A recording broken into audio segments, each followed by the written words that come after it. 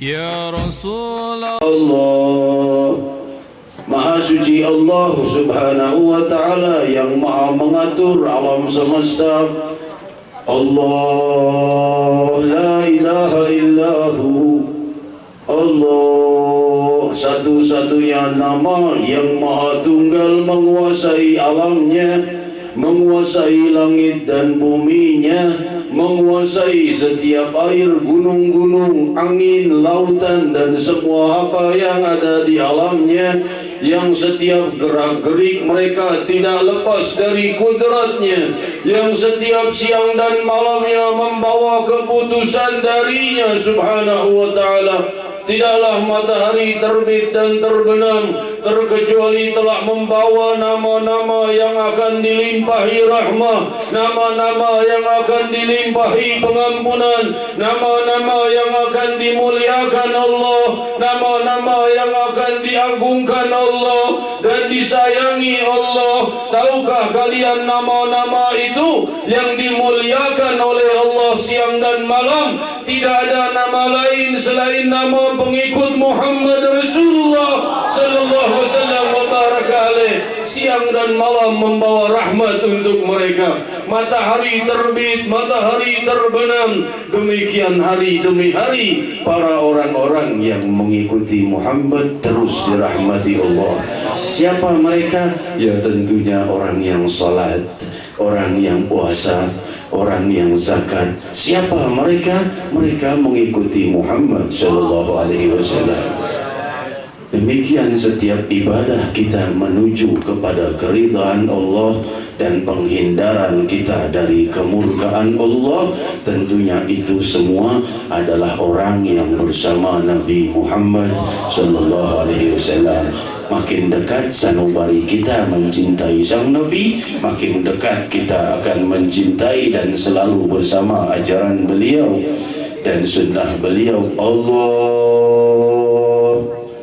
yang maha tunggal menguasai setiap sanubari dan memilihnya untuk diangkat setinggi-tingginya. Allah yang telah memanggil sanubari kita, mengundang sanubari kita, yang membangkitkan keinginan di hati kita untuk hadir dan berkumpul di tempat ini. Allah yang terbit terbenamnya matahari di hari ini mengirimkan gumpalan-gumpalan cahaya yang turun ke muka bumi untuk menerangi nama fulan. Sanubarinya dipanggil dan diseru untuk hadir. Allah, saat isya tadi tiba-tiba sanubari kita terpanggil untuk hadir. Panggilan ini bukan datang dari mana-mana, tapi dari Allah untuk hadir dalam limpahan pengampunannya. Hambaku fulan bin fulan, panggilan Allah Subhanahu wa ta'ala sampai pada sanubarinya. Bila panggilan itu berpadu dengan taufik, maka ia akan hadir. Bila panggilan itu tidak berpadu dengan taufik, maka ia pun terhalang untuk hadir, entah dengan hawa nafsunya, entah dengan sakitnya, entah dengan halangan-halangan yang syar'i. Ada juga orang yang berniat untuk hadir tapi terhalang untuk hadir. Namun nama yang sudah terpanggil di dalam sanubarinya untuk hadir, bangkit keinginannya untuk hadir, sudah dapat pahala. Demikian janji Sayyidina Muhammad. Di dalam Sahihul Bukhari dijelaskan orang yang niat berbuat baik belum melakukannya dapat satu pahala. Bila ia melakukannya dilipat kalikan 10 kali lipat hingga 700 kali lipat. Pahamlah kita yang hadir di malam ini datang mendatangi undangan kemuliaan dan seruan cahaya ilahiyah, maka ia mendapat satu pahala saat berniat dan mendapat 10 kali pahala. Seakan 10 kali hadir di tempat ini bisa sampai 700 kali lipat. Betapa indahnya ajaran Sayyidina Muhammad, betapa indahnya orang yang mengikuti sunnah Nabi Muhammad sallallahu sallallahu alaihi wasallam wa baraka alaih, maka al-ikhtilaf ikhtilafil manwi, berbeda masing-masing dengan perbedaan yang niatnya, masing-masing dengan niatnya. Makin tinggi niatnya, makin dahsyat rahmatnya Allah Subhanahu wa taala yang turun. Pahamlah kita semua yang hadir di malam ini mempunyai niat lebih dahsyat daripada biasanya, karena hujan sedang turun dan tempatnya ya seperti ini. Bagian sanubari berpikir lebih baik sudah cukup ada majlis yang lain kemarin atau bulan yang akan datang atau bulan yang lalu, ya sudah cukup, ya sebatas itulah kemuliaan yang ia dapatkan. Akan tapi mereka yang bangkit untuk hadir, pahamlah kita perkumpulan ini sangatlah agung sanubari-sanubarinya. Dengan Allah Subhanahu wa taala ingin menunjukkan dengan turunnya hujan, mana sanubari yang imannya luntur dengan turunnya hujan, mana sanubari yang tetap terang benderang dengan kecintaan terhadap Nabi Muhammad sallallahu alaihi wasallam. Alaihi wa alihi, tercatatlah namaku dan nama kalian mewakili daripada seluruh masyarakat Bangka di kelurahan ini sebagai kelompok yang hadir di malam ini, mewakili turun hujannya rahmatnya Allah Subhanahu wa taala.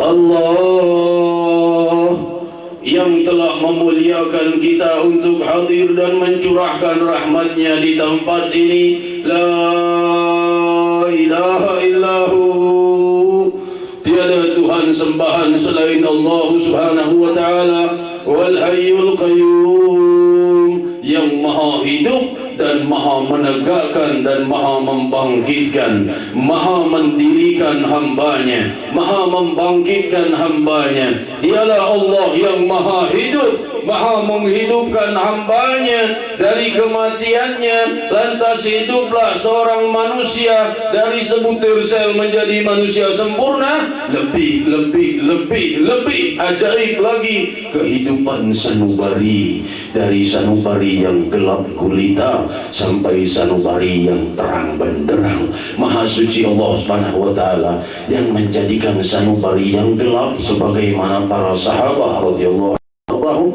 gelap dengan kekufuran, gelap dengan kesyirikan, gelap dengan kemusyrikan dan kekafiran. Allah Subhanahu wa taala menerangi sanubari mereka dengan cahaya hidayahnya.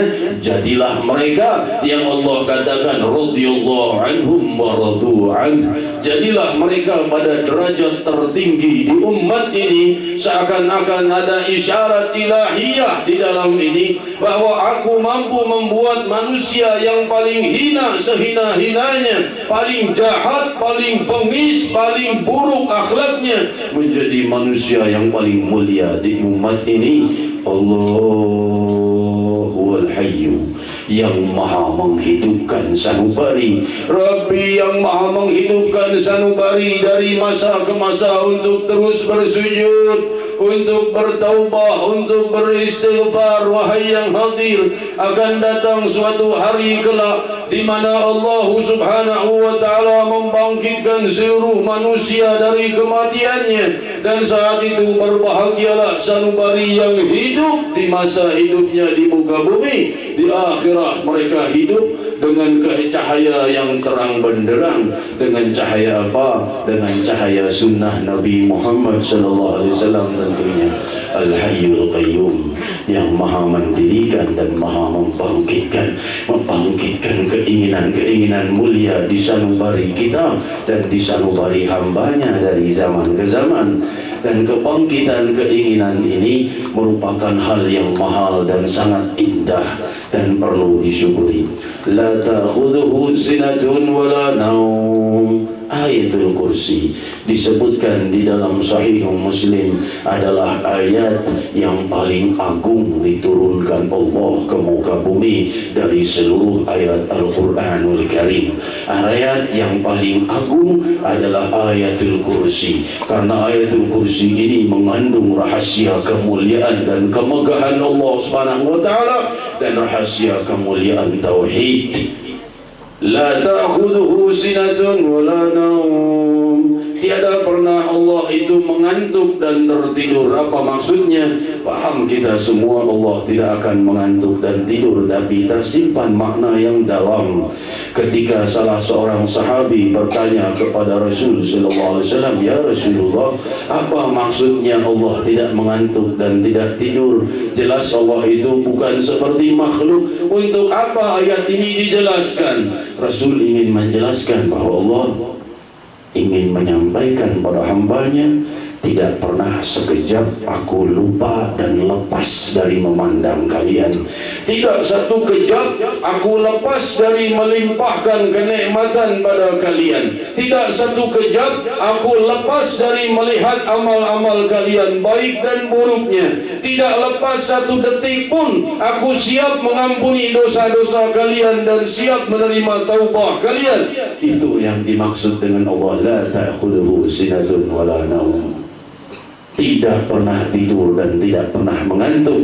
Maksudnya ya bukan makna yang sebenarnya dan makna yang jelas di dalam kalimat bahasa, tapi tersimpan makna yang dalam, bahwa Allah ingin mengenalkan zatnya. Kalian semua bisa lupa dan bisa mengantuk dan bisa tertidur, tetapi aku tetap mendengar seruan hambaku. Aku tetap mengatur kenikmatan atas kalian esok. Aku tetap mengatur panjangnya usia kalian dan wafatnya kalian.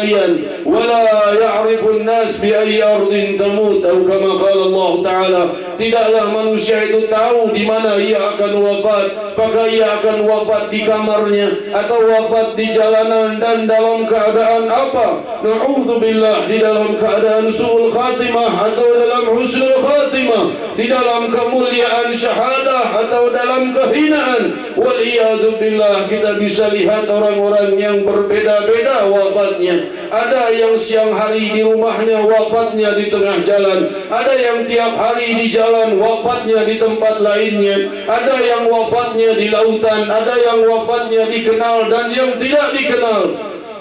Wala tadri nafsun bi ayyi ardin tamut.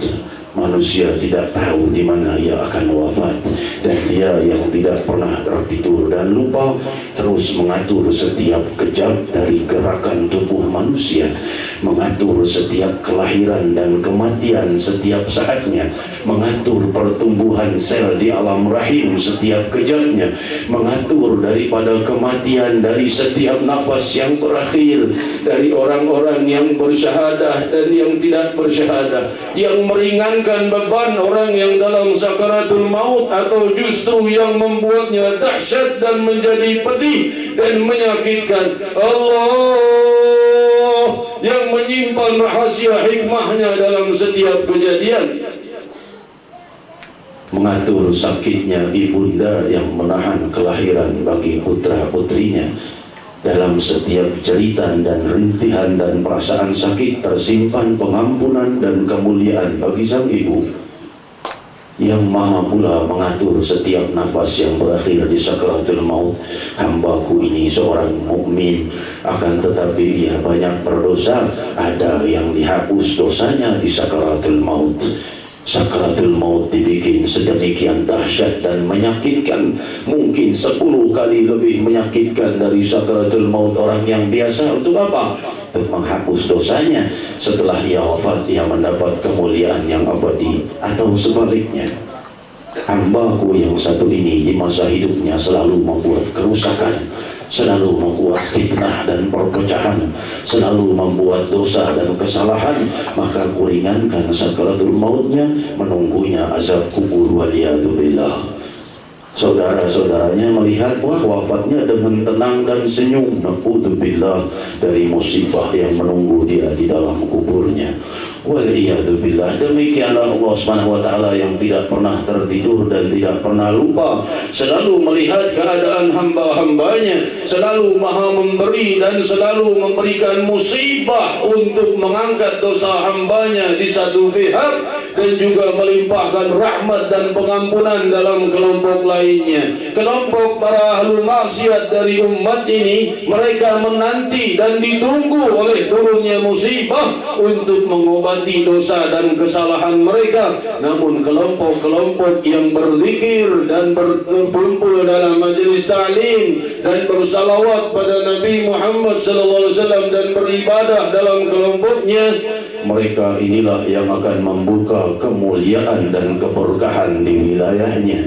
Demikian Allah Subhanahu wa taala berfirman dalam hadis qudsi, hampir saja kutumpahkan satu musibah pada suatu kaum, kulihat mereka berzikir kepada aku, kulihat mereka meramaikan masjid-masjidku, kulihat mereka berkumpul dan berzikir kepadaku, wasarraktu minhumul musibah, maka aku singkirkan dari mereka musibah, pindahkan ke tempat yang lainnya. Wahai yang hadir, kita tidak berkecil hati. Jangan sampai kita berpikir kenapa daripada sebagian masyarakat tidak menghendaki atau sebagian masjid tidak membuka kesempatan. Ini semua menyimpan beribu-ribu hikmah. Setiap jengkal permukaan bumi mengharapkan diinjak oleh para tamu Allah dan Rasul. Kita tidak memahami bagaimana masjid-masjid dan musola-musola dari arwah mereka yang telah wafat ini bermunajat kepada Allah untuk diinjak tempat yang pernah mereka wakafkan.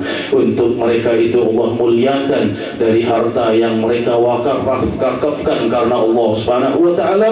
Allah memuliakan mereka dengan ramainya majelis zikir, majelis ta'lim dan lain sebagainya. Kita tidak memahami rahasia yang tersimpan dari setiap kejadian, dan demikianlah dakwah sang Nabi sallallahu alaihi wasallam.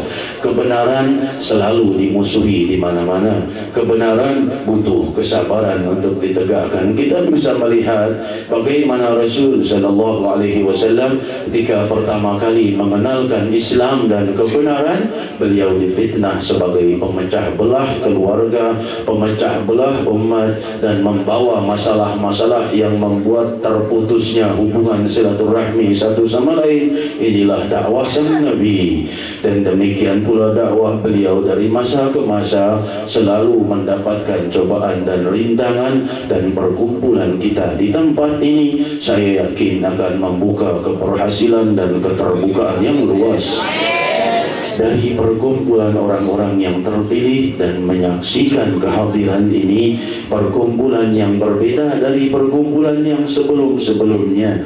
Yang sebelum-sebelumnya yang hadir sangatlah banyak, alhamdulillah, tempatnya pun baik, tapi di tempat ini dengan hujan dan tempat yang sempit, tapi yang hadir justru menunjukkan di wilayah ini masih banyak para pecinta Muhammad Rasulullah sallallahu alaihi wasallam wa baraka alaihi wa ala alihi. Maka musalla ini menyaksikan kita semua yang menjadi orang yang turut mendukung dari tegaknya dakwah di sini, yang masih hidup atau yang sudah wafat, yang mungkin mewakafkan musalla ini atau yang sudah mewakafkannya ini masih hidup atau telah wafat, tetap sama-sama akan menyaksikannya kemuliaan ini di yaumil qiyamah. Kecintaan pada sang Nabi sallallahu alaihi wasallam merupakan hal yang mulia dan selalu dikenalkan oleh Allah Subhanahu wa taala. Rasul sallallahu alaihi wasallam dikenalkan oleh Allah sebagai sosok yang selalu dicintai. Kita bisa melihat riwayat di dalam Sahihul Bukhari dan di dalam Sahih Muslim bagaimana sebatang pohon korma itu yang menangis ketika berpisah dari Rasulullah sallallahu alaihi wasallam. Rasulullah biasa bersandar di batang pohon korma, dan tiba-tiba Rasulullah pindah ke mimbar yang disediakan oleh Sayyidina Umar bin Khattab maslahatan lil ummah, supaya umat bisa melihat Rasulullah.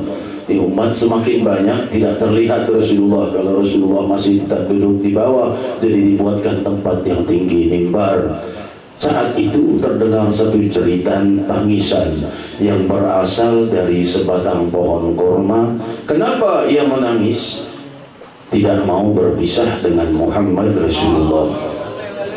Di mana riwayat ini disebutkan? Di dalam Sahihul Bukhari dan di dalam Sahih Muslim. Untuk apa Allah Subhanahu wa taala memunculkan kejadian ini? Kejadian ini ya betul kejadian yang aneh ya, ajaib. Ini salah satu mukjizatnya Rasulullah. Bagaimana batang pohon korma menangis mencintai sang, bukan seperti itu saja. Kejadian ini ditunjukkan Allah sangatlah dalam. Kenapa batang pohon korma ini sebagaimana daripada hewan dan tumbuhan yang lainnya, mereka ini bersaksi asyhadu an la ilaha illallah wa anta Muhammad Rasulullah, didengar oleh orang-orang lain dari kaum Badui, kafir dan muslimin. Tidak cukup itu, tidak cukup sekedar syahadah. Allah ingin menunjukkan bagaimana pohon dan bahkan tumbuhan mencintai Sayyidina Muhammad. Tidak cukup Allah tunjukkan hewan dan tumbuhan ini bersaksi bahwa tiada Tuhan selain Allah dan Nabi Muhammad utusan Allah. Tidak cukup Allah tunjukkan. Allah ingin tunjukkan bahwa hewan-hewan dan pepohonan ini mencintai Muhammad Rasulullah. Bukan hanya dengan syahadah saja, hewan pun bahkan tumbuhan mencintai Nabi Muhammad. Jangan sesekali orang mengatakan mencintai Nabi Muhammad ini kultus Muhammad atau syirik. Bagaimana hewan dan tumbuhan pun syirik? Tidak demikian tentunya. Manusia bisa syirik, hewan tumbuhan tidak bisa syirik. Demikian pepohonan ini merintih ingin bersama Muhammad. Bukan sekedar beriman, taat, bukan hanya itu, cinta. Cinta ini ditunjukkan oleh Allah pada hewan dan tumbuhan. Mana pada hewan? Pada saat Rasul SAW menyembelih daripada hewan, Rasul SAW menyembelih korban sebanyak 63 ekor onta. Demikian diriwayatkan di dalam hadits sahih. Dan saat itu Rasul menyembelih sendiri setiap ekor hewan itu. Dikatakan riwayat mengatakan Rasul ini menyembelih 100 ekor onta, tapi hanya 63 yang disembelih oleh beliau. Sehingga para sahabat berkata, tidak ada orang yang mampu menyembelih onta sampai 63 ekor sekaligus satu persatu, karena butuh kekuatan yang sedemikian dahsyatnya menyembelih onta. Satu saja belum merontanya, belum berguncangnya, belum lainnya. 5-6 ekor onta ini lebih besar dari kerbau. Jika kita berdiri, pundaknya onta itu lebih tinggi dari kepala kita. Demikian bagi orang yang sudah pernah haji atau umrah, tahu bagaimana besarnya onta. Betapa lelahnya menyembelih seekor onta. Rasul menyembelih 63 ekor onta dan sisanya diserahkan kepada Sayyidina Ali bin Abi Thalib. Rasul SAW menyembelihnya satu persatu, tidak lelah. Kenapa? Onta ini berdesakan ingin disembelih oleh Nabi Muhammad. Sebagaimana hewan lain tidak boleh melihat darah. Melihat darah mengamuk, lain dengan onta-onta. Kata Rasulullah, biarkan mereka melihat saudaranya disembelih. Bukannya lari dan berontak, mereka berdesakan ingin disembelih oleh Sayyidina Muhammad. Ada apa dalam alam pemikiran mereka yang sempit? Seekor hewan ini masih menyimpan keinginan walaupun disembelih. Tak apa kalau yang menyembelih Muhammad Rasulullah.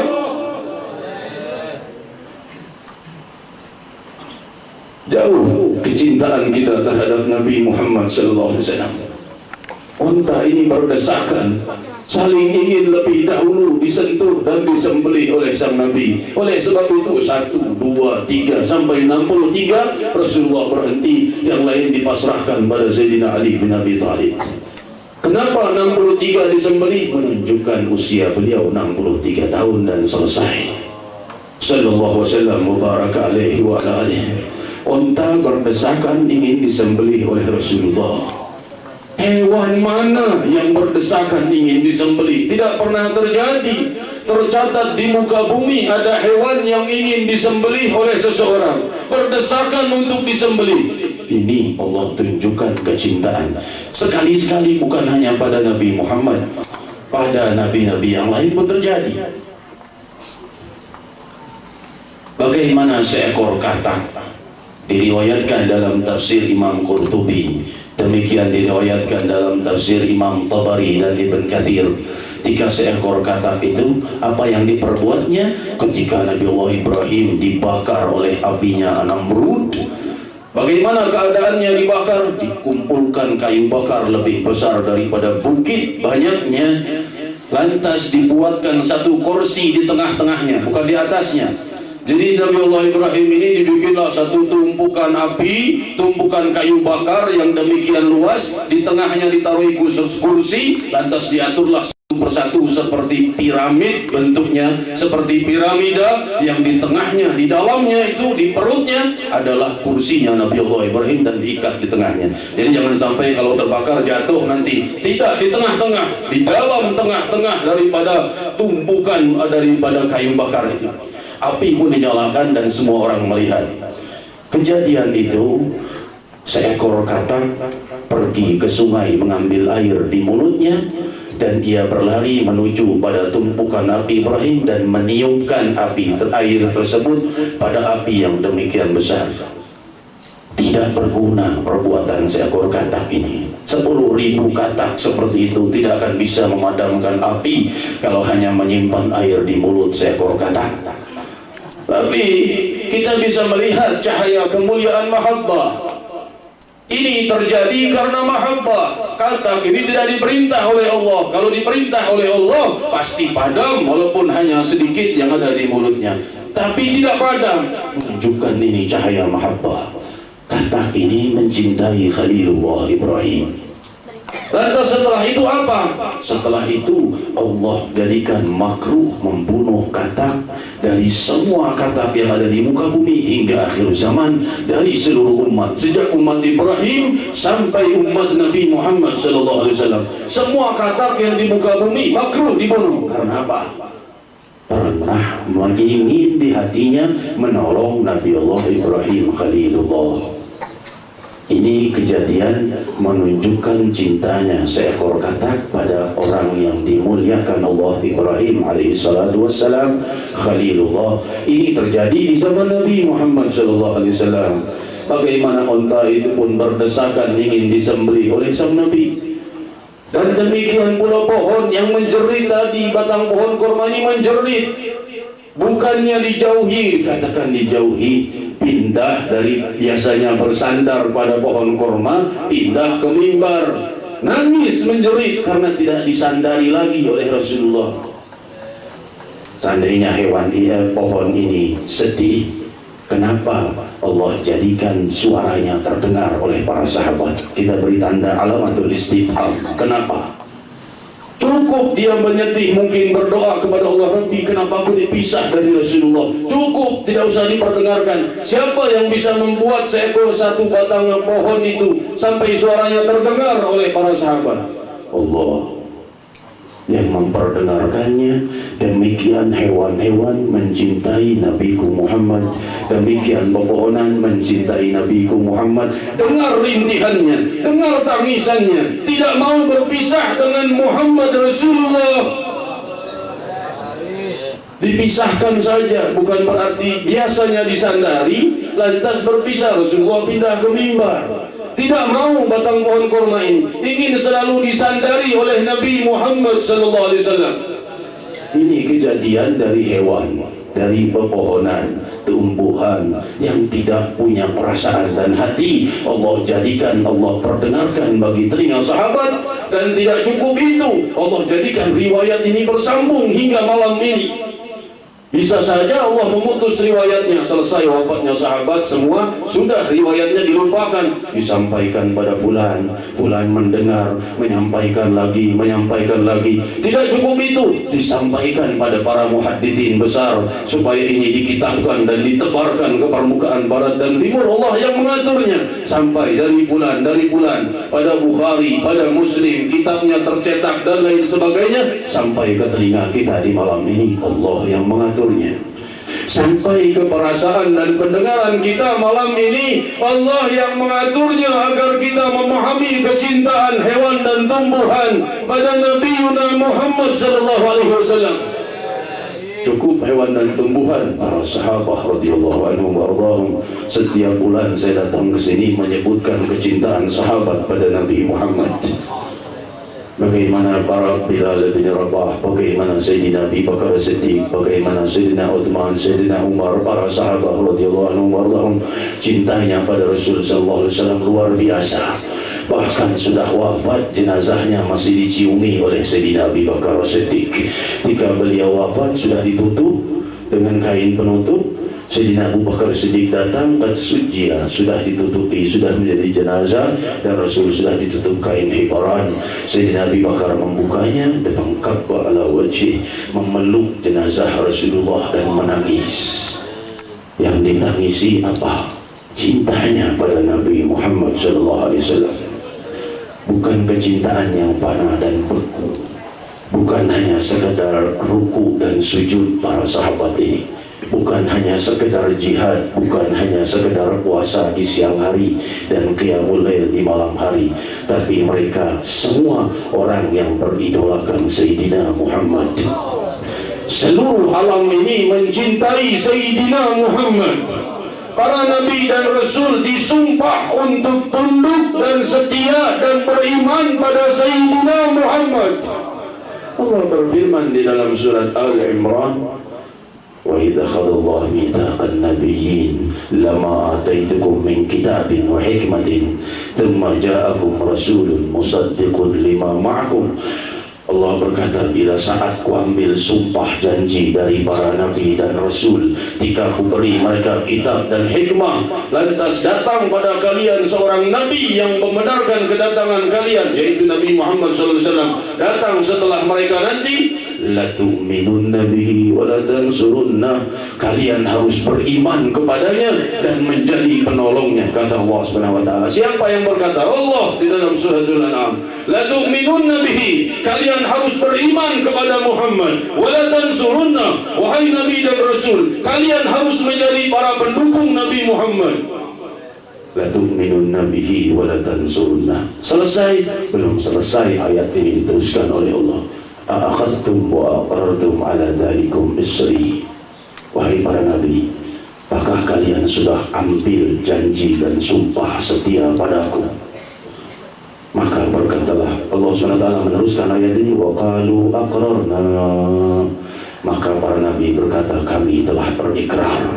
Untuk apa? Untuk beriman pada Muhammad dan menjadi pendukung Sayyidina Muhammad sallallahu alaihi wasallam. Fashhadu inni ma'akum minasyahidin. Allah berkata, saksikan aku bersama kalian menjadi saksi atas janji dan sumpah kalian. Demikian para mufassirin menjelaskan bahwa ayat ini turun maksudnya bahwa semua nabi dan rasul itu beriman pada ajaran Nabi Muhammad dan harus menjadi pendukung. Bagaimana menjadi pendukung Rasulullah? Mereka sudah mengabarkan kedatangan Rasulullah di masa umatnya masing-masing, bahwa akan datang Nabi akhir zaman, dan demikian alam semesta, pepohonan, hewan, Nabi dan Rasul sudah semuanya menunjukkan kesetiaan dan keimanannya pada Nabi Muhammad. Hewan dan pepohonan mencintai Nabi Muhammad, para Nabi dan Rasul mencintai Nabi Muhammad. Tidak cukup, para malaikat bersalawat pada Nabi Muhammad. Bahkan Allah melimpahkan salawat pada Nabi Muhammad. Tinggal di mana aku dan kalian dalam mencintai Nabi Muhammad sallallahu alaihi wasallam wa baraka alaihi. Rabbi, kami berkumpul di tempat ini, tanda bahwa kami adalah orang yang mencintai Nabi Muhammad sallallahu alaihi wasallam wa baraka alaihi. Kumpulkan kami bersama Muhammad Rasulullah di yaumul qiyamah, sebagaimana Allah berfirman, yauma la yukhzillahu an-nabi walladzina amanu ma'ahu, hari di mana Allah tidak mengecewakan sang nabi, tidak menghinakan Nabi Muhammad. La yukhzillahu an-nabi walladzina amanu ma'ahu, dan yang beriman bersama Muhammad Rasulullah. وَالَّذِينَ آمَنُوا مَعَهُ نُورُهُمْ يَسْعَىٰ بَيْنَ أَيْدِيهِمْ وَبِأَيْمَانِهِمْ. Saat itu cahaya mereka menerangi depan dan belakang mereka, dan seluruh mereka itu diterangi oleh cahaya. Siapa mereka? Mereka yang bersama Muhammad Rasulullah.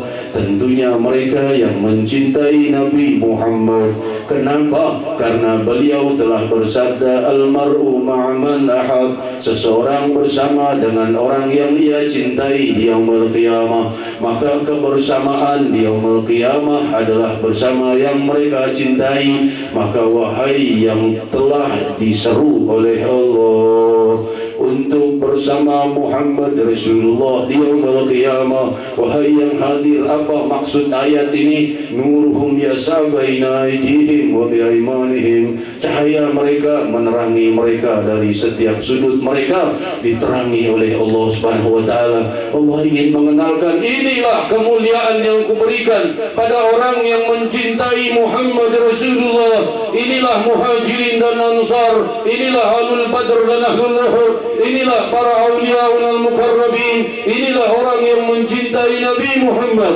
yang dijanjikan oleh Ar-Rasul al-Mar'u ma'aman ahad. Maka wahai yang hadir, Allah telah mengenalkan cahaya mereka ini terang benderang di yaumul qiyamah. Allah menawarkan pada kalian semua, maukah kalian terang benderang di yaumul qiyamah dan bersama Nabi Muhammad sallallahu alaihi wasallam? Dalam ayat yang lain Allah berkata, yawma yaqulul munafiqin wal munafiqat lilladina amanu unzuruna naqtabis min nurikum. Hari para orang munafik itu, lelaki dan wanita, mereka dalam kegelapan, mereka berkata pada orang-orang yang bersama Rasulullah, unzuruna naqtabis min nurikum, kasihanilah kami, beri kami cahaya kalian. Beri kami cahaya kalian. Unduruna naqtabis min nurikum. Allah menceritakan keadaan mereka. Siapa mereka? Yang tidak mau mencintai Muhammad tentunya. Unduruna naqtabis min nurikum. Wahai, lihatlah kami, beri kami cahaya kalian. Allah tidak ingin memasukkan para munafikin ke dalam surganya. Ketahuilah wahai yang hadir, tawaran dari Allah Subhanahu wa taala bagi kita untuk mencintai Nabi Muhammad sallallahu alaihi wasallam, untuk beridolakan Nabi Muhammad sallallahu alaihi wasallam. Inilah tujuan majlis Rasulullah. Demi Allah, majlis Rasulullah ini tidak saya buka terkecuali dengan niat membangkitkan semangat umat untuk beridolakan Muhammad Rasulullah sallallahu alaihi wasallam wa baraka alaihi wa ala alihi, masing-masing dalam madhabnya, masing-masing dengan salat dan rukuknya. Tapi jangan tinggalkan muhabbatun Nabi Muhammad, jangan tinggalkan kecintaan pada Nabi Muhammad sallallahu alaihi wasallam wa baraka alaihi wa ala alihi. Wahai yang hadir, ketahuilah sahibul syafaatul kubra akan memanggil nama-namamu kelak di yaumul qiyamah. Tidak seorang muslim pun terkecuali saat itu akan berhadapan dengan Nabi Muhammad.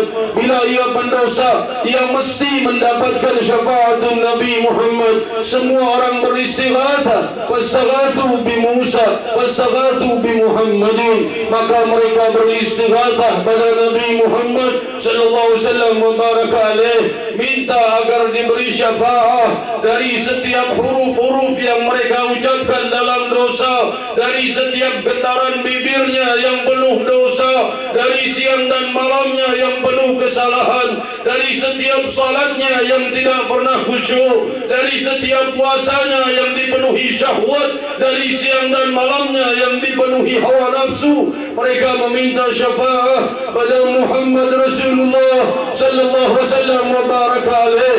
Cahaya yang terang benderang di muka bumi dan cahaya yang terang benderang di yaumul qiyamah. Allah sudah mengatakan mukminin ini nanti nurhum yasa baina aydihim, cahaya mereka terang benderang. Maka siapa yang paling terang saat itu?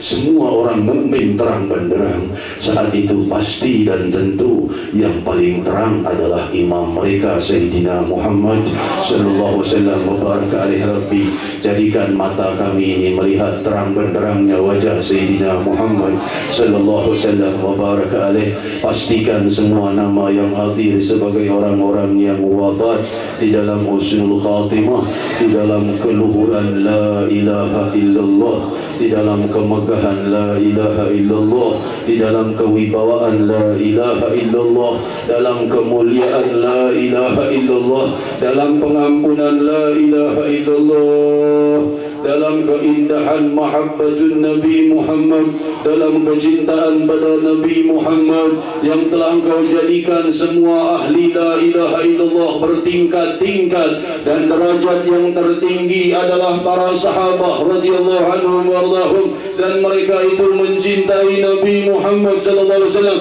Rabbi, kumpulkan kami bersama mereka. Rabbi, hapuskan seluruh dosa-dosa kami. Rabbi, maafkanlah segala kesalahan kami dalam salat kami yang tidak khusyuk, dalam ibadah kami yang penuh celah, dalam puasa kami yang penuh kesalahan, dalam ucapan siang dan malam kami, dari bibir kami yang penuh dosa, dari sanubari kami yang penuh dosa, dari hati kami yang gelap dari kemuliaan, dari langkah-langkah kami yang penuh pengingkaran, dari siang dan malam yang menyaksikan kami dalam maksiat. Rabbi, maafkanlah kami demi kemuliaan la ilaha illallah.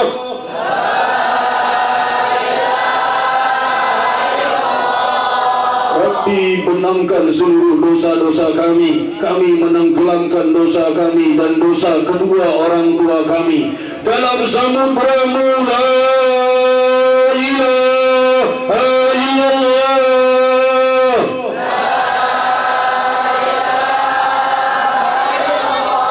Rabbi, kami mengambil seluruh kesalahan, seluruh kesulitan, seluruh permasalahan kami dan keluh kesah kami tenggelamkan dalam samudra la ilaha illallah, dan seluruh hajat kami Rabbi, cahaya kami dan semua keimanan kami yang masih belum jelas daripada benderangnya kemuliaan Al-Quran, maka limpahkanlah cahaya kemuliaan la ilaha illallah, cahaya kemuliaan tauhid yang telah Engkau terangi bagi para pecinta Nabi Muhammad sallallahu alaihi wasallam. Dan Rabbi, wafatkan kami dalam la ilaha illallah. Jadikan kami min ahli husnul khatimah, wafat di dalam kemuliaan tauhid, dalam kebesaran tauhid, dan kumpulkan kami di yaumul qiyamah bersama para pecinta Nabi Muhammad sallallahu alaihi wasallam wa baraka alaihi, sebagaimana Allah berfirman, yauma nad'u kulla unasin bi imamihim, hari di mana Allah memanggil setiap orang dengan imamnya. Wahai yang hadir, di mana imammu dan siapa imammu? Rabbi, panggil kami dan imam kami Sayyidina Muhammad. Rabbi, jangan Kau panggil nama kami terkecuali imam kami Sayyidina Muhammad. Masing-masing orang dengan pemimpinnya. Kami tidak ingin bersama pemimpin partai, kami ingin bersama Muhammad sallallahu alaihi wasallam mubaraka alaihi di yaumil qiyamah. Jadikan kami bersama Nabi Muhammad, bersama Muhajirin dan Ansar, bersama para mukarrabin, bersama Ahlul Badr dan Ahlul Uhud, bersama terang benderangnya la ilaha illallah, bersama Nabi Muhammad, bersama Nabi Muhammad, bersama Nabi Muhammad, bersama Nabi Muhammad sallallahu alaihi wasallam mubaraka alaihi. Permukaan bumi telah menyaksikan hewan dan tumbuhan yang merindukan Nabi Muhammad. Jadikan permukaan bumi menyaksikan kecintaan kami pada Nabi Muhammad sallallahu alaihi wasallam. Wahai hadirin, bangkitlah untuk menolong Nabi Muhammad sallallahu alaihi wasallam. Bangkitlah untuk menolong sunnah Nabi Muhammad sallallahu alaihi wasallam. Bangkitlah untuk mencintai sunnah Nabi Muhammad sallallahu alaihi wasallam mubaraka alaihi. Kita doakan Allah melimpahkan keberkahan juga bagi sahibul bait dan para panitia yang turut menegakkan dakwah Rasulullah di wilayah ini. Allah melimpahkan keberkahan bagi mereka, bagi para remaja imapa, dan juga bagi semua para pemuda dan para ulama yang turut mendukung dakwahnya Rasulullah di wilayah ini. Limpahkan keberkahan bagi Ustazuna Abdullah, bagi orang tua kami Fadilatul Ustaz Ad-Dailallah Kiai Haji Abdul Rashid Siddiq, dan juga bagi para kiai ulama inal kiram, Bapak Kiai Haji Amir Hamzah, Bapak Haji Salman, dan para orang tua dan juga semua yang mendukung dakwah di tempat ini. Catat nama mereka bersama Nabi Muhammad di yaumil qiyamah. Tumpahkan kemuliaan atas mereka semua dan hadirin dan hadirat yang berkumpul di tempat ini. Rabbi, masing-masing dari kami mempunyai hajat, mempunyai munajat, mempunyai doa dari urusan dunia dan akhirah yang hingga malam ini belum kau kabulkan, maka kabulkanlah demi kemuliaan la ilaha illallah Muhammad Rasulullah sallallahu alaihi wasallam wa baraka alaih. Saya mohon maaf hadirat ulama dan kiram, para tokoh masyarakat. Innama amtal amr wa mahabbatan li Rasulillah sallallahu alaihi wasallam wal afu minkum. Sallallahu salamun alaik ya